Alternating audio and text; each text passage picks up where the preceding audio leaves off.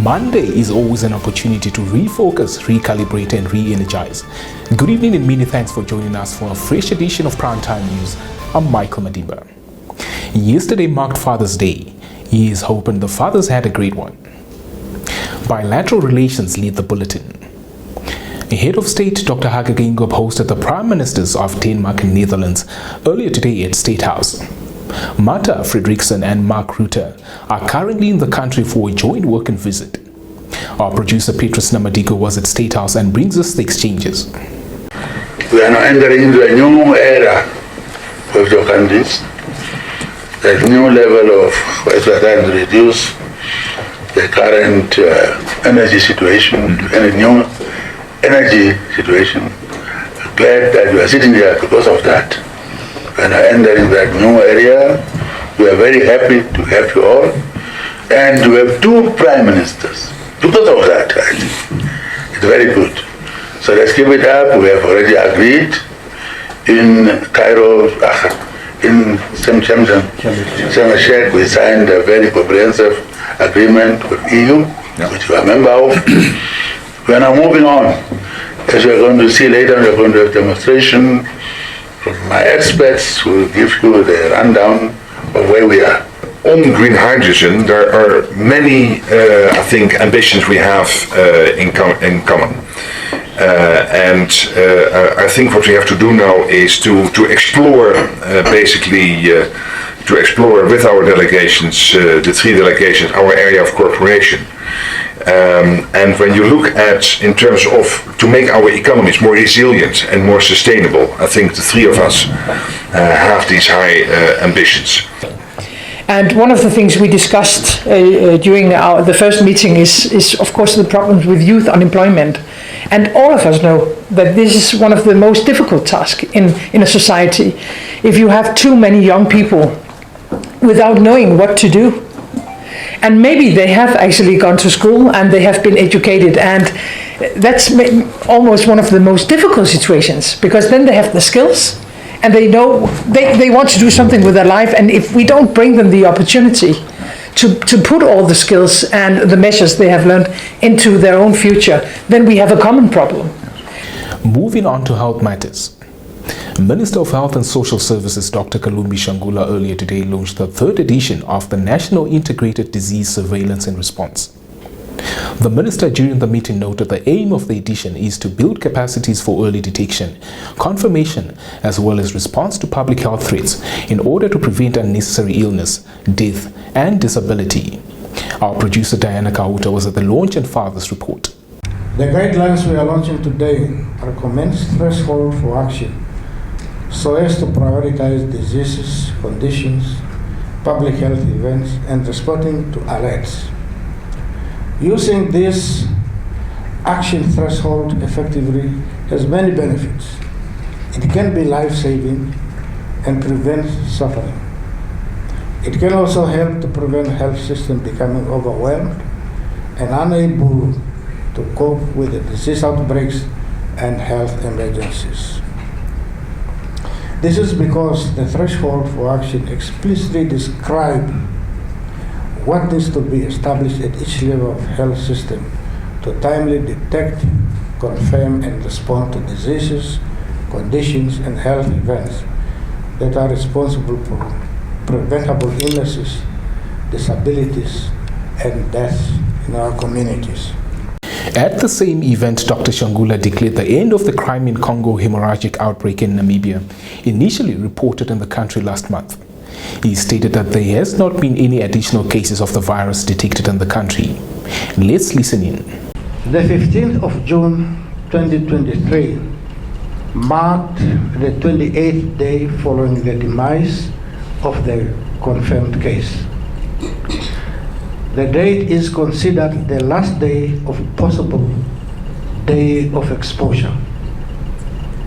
There has been no additional cases of Crimean Congo hemorrhagic fever detected in the country.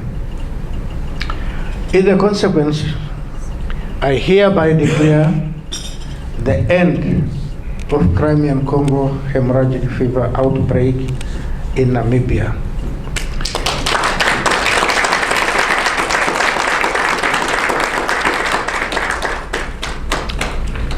This is indeed an act of skill, endurance, and ingenuity, which rightly deserve further acclamation. Although Crimean Congo hemorrhagic fever is endemic in Namibia, previous outbreaks have not resulted in secondary cases. Currently, there is no vaccine available against Crimean Congo hemorrhagic fever for either humans and animals. Now, the recent Supreme Court ruling on same-sex marriages continues to be a topical matter, with the SWAPO Party Central Committee on Saturday resolving that government immediately take executive and legislative steps in introducing a Namibian law-compliant definition of the word spouse into the Immigration Control Act. Josephine Simeon for the story. After the Central Committee extensively discussed the judgment and its effect on the society as a whole, it hereby expresses its grave concern and disappointment over the judgment and the uncertainty and confusion it creates, notwithstanding its confined scope. The Central Committee, having carefully considered and reflected on the matter, therefore resolved to direct government to immediately take executive and legislative steps aimed at introducing a Namibian law-compliant definition of the word spouse into the Immigration Control Act, which definition will inevitably modify, not repeal, the common law principle applied by the Supreme Court only for purposes of Section 2, Sub 1C of the Immigration Control Act, of the Act, my apologies.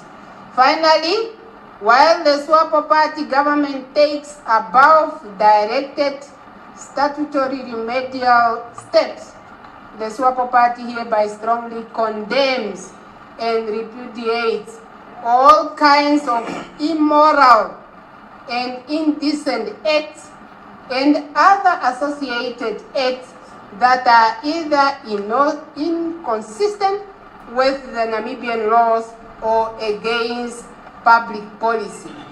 In this respect, SWAPO Party directs its government to enforce all laws in force that are aimed at preventing and combating such acts.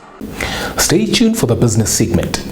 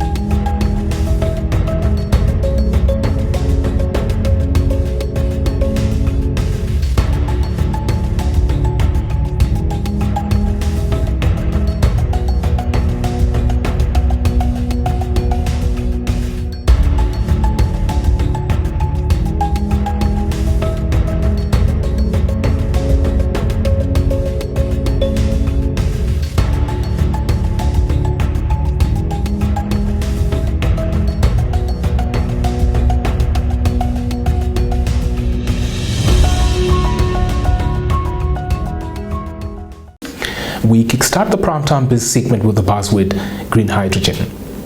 Visiting Denmark Prime Minister Mette Frederiksen, as well as Dutch counterpart Mark Rutte, who are currently in Namibia, got a glimpse into Namibia's quest to be a major producer and player of the green hydrogen sector, as well as Namibia's prospects in the energy transition process. Let's get some insights from this insert. So typically, when we speak about green hydrogen in Namibia, it's always very useful to remind people that We're not looking to produce green hydrogen just for the sake of producing green hydrogen, but as you heard from the President, it is really to try and achieve this objective, which of course the President outlined at the United Nations General Assembly in September 2020. And within this one paragraph, he said a lot. In the first part of that paragraph, you will see that he mentioned that Namibia aspires to change the economic structure of the economy. You had just alluded to that, higher middle income country, but of course, one of the highest level of Gini coefficient. And so we need, as a Minister of Finance, I'd say, to introduce new engines of growth. The second part of that is a statement, Madam Prime Minister from Denmark, you alluded to as well. The President noted the importance of looking for innovative tools, innovative financial tools to mobilize capital into Namibia so that we don't overburden the fiscus, but at the same time really pursue climate combating initiatives that help the first goal that the President mentioned. Moving on. The Namibian Competition Commission has encouraged the public to report suspicious price exploitation by some retailers amid continuous food and goods price increases. The Commission's corporate communications practitioner, Dina Gorses, noted retailers in Namibia are not subjected to price caps as they operate in a space where the market dictates the ultimate price, adding that in events where retailers collaborate to increase the prices of goods and services, the Commission may intervene to investigate possible collusive conduct. This brings us to the end of our top news segment for tonight.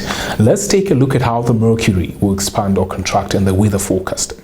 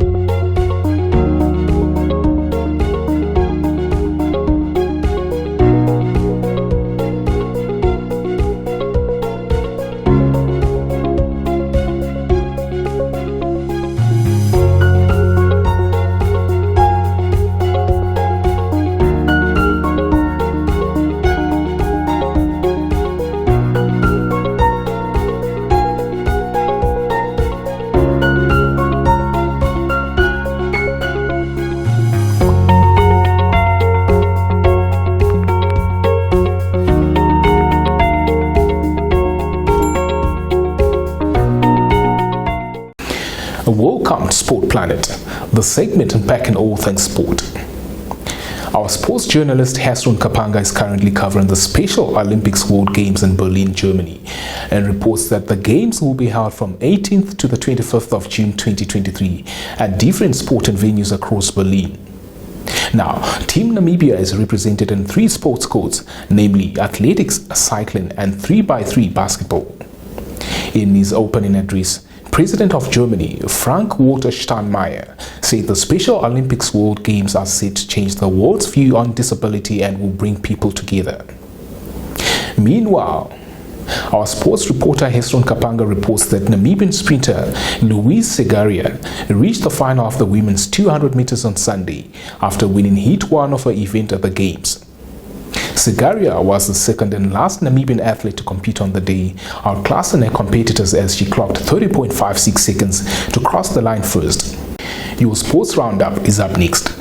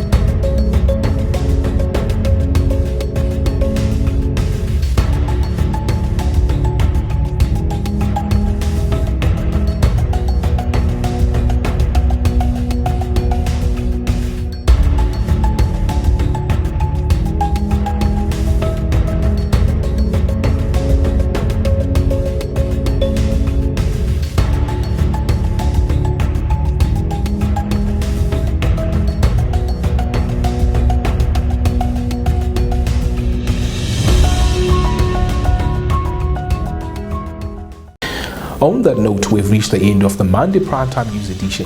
Many thanks for watching. Do make it 8 with us again tomorrow as we update you with local, continental and global headlines. From myself, Michael Madimba, and the crew behind the scenes, it's good night.